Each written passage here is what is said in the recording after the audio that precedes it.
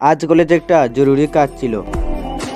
ভাইয়া যেহেতু বাড়িতে নাই, তাই আমি বাইকের চাবিটা চেয়েছিলাম।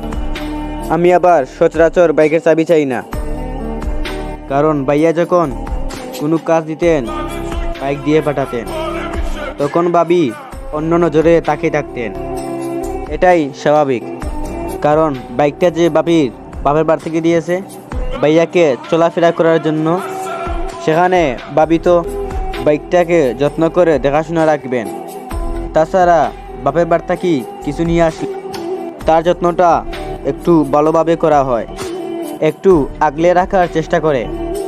আমি সেখানে কোনো অন্যায় দেখতে পাইনি।